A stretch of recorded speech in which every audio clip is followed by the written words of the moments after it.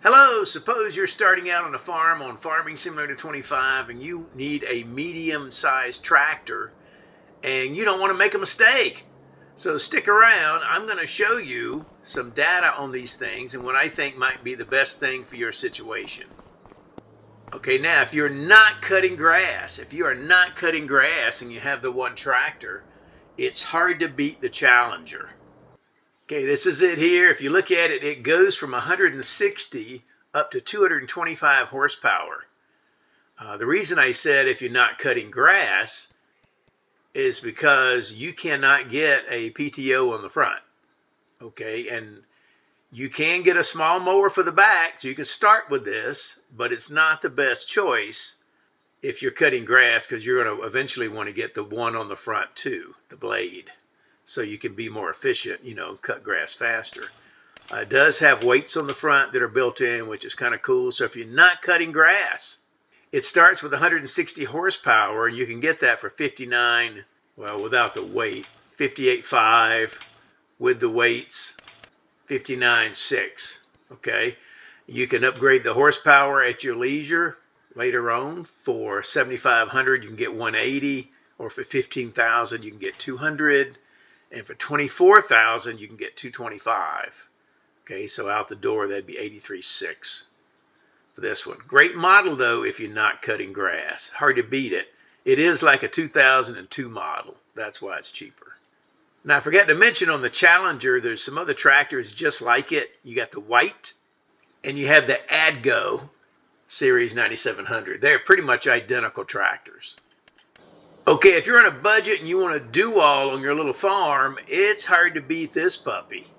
Okay, it's the Fiat 160/90 Turbo DT. Look at that.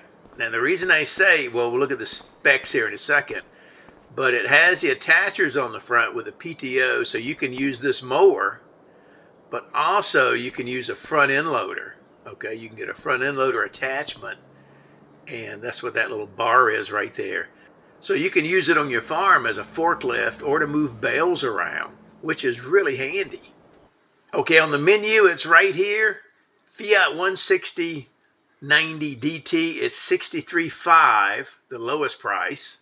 And that includes some fenders, so you can actually get that down even more. Starts with 160 horsepower, goes up to 180 for another $10,000. But you can get the front loader attacher for $1,500. And it has a PTO. So this thing with 180 horsepower, it doesn't have as much as the Challenger.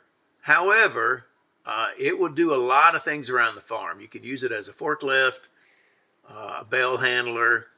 You can cut grass on the front. And at 180, it has enough horsepower to do a lot of things. Okay, a lot of things. Okay, now pretty good bargain if you're cutting grass but don't need to lift bales or pallets. This is a good option. It's the Case International Harvester 7220. Does have the PTO on the front, so you can cut grass. Does not have an attacher, though, for pallet fork. Okay, with standard tires and 155 horsepower, it cost $88,000. More than a lot more than the Challenger. However, it's a little bit more flexible. One, your power can go all the way up 170, 188, 190, 207, 214, 234, 239, 249, all the way up to 261, which gives you a little more flexibility. And you could have weights on the front like the Challenger, or you could have a front attacher where you could hook the mower to it. So for $140,000, you got 261 horsepower with a front attacher for the mower. So not a bad deal, and you can get into that for 88 when you start, and then add to it as your farm grows a little. Pretty good option if you don't need a pallet fork. Okay, another option if you're budget minded, if you're on a small farm, this one is a pretty good deal. It's the Favorit 615. Okay, now the base model is going to start out at 39.4, and that's only with 110 horsepower, but it's easily upgradable. Okay, you can go to 120, 135, 150, and that's it. For 47.8, you have 150 horsepower. Not the most powerful tractor. especially for a medium. It's more like a small. But it does some other things too. You can get a PTO in the front. Okay, front hydraulics for $37.99, $3,800. So for $51.5, you got front hydraulics where you can use the front there, and it has 150 horsepower. It'll struggle a little bit with both those mowers though, with just 150 horsepower. So it's not your best choice. Okay, my all-around favorite is the Favorit 816. Now let me show you why. It does have a way you can get it. I'll show you on the menu here.